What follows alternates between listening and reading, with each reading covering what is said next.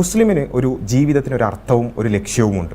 അത് ഈ ലോക ജീവിതത്തിൽ എങ്ങനെ ജീവിക്കണം എന്നുള്ളതും മരണത്തിന് ശേഷമുള്ളൊരു ജീവിതം, അതിനൊരു പർപ്പസ് കൃത്യമായി ഇസ്ലാം നിശ്ചയിച്ചു കൊടുക്കും. പർപ്പസിൽ നിന്നും ഡൈവേർട്ട് ചെയ്യുന്ന അല്ലെങ്കിൽ എന്തെങ്കിലും തരത്തിൽ അതിൽ നിന്നും വ്യതിചലിക്കുന്ന, മനസ്സിനെ വ്യതിചലിക്കുന്ന എന്തിനേയും അതിനെ നിരുത്സാഹപ്പെടുത്തുന്ന ഒരു രൂപമാണ് കാണാൻ പറ്റുക. അത് നമ്മളിപ്പം ഞാൻ ഇപ്പോൾ ജീവിക്കുന്ന ഒരു വഴിയിൽ നിന്ന് നമ്മൾ വിട്ടുപോകാൻ ഒരു റിയാലിറ്റിയിൽ നിന്ന്, ഞാനിപ്പോൾ എൻ്റെ ജോലി, എൻ്റെ കുടുംബം, അതുമായിട്ട് ബന്ധപ്പെട്ടുള്ള ഒരു റിയാലിറ്റിയിലാണ് ഞാൻ ജീവിക്കുന്നത്.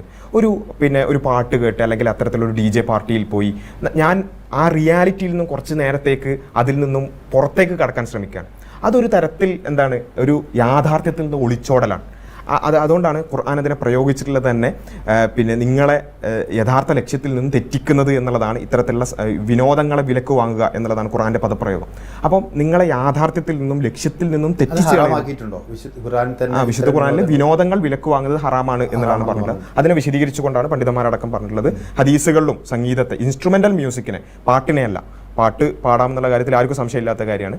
ഇൻസ്ട്രുമെന്റൽ മ്യൂസിക് മാത്രമായി പാടാം, ഇൻസ്ട്രുമെന്റൽ മ്യൂസിക് ഹറാമാണ് എന്ന് പറഞ്ഞുള്ള ഒരുപാട് പണ്ഡിതന്മാരുണ്ട്.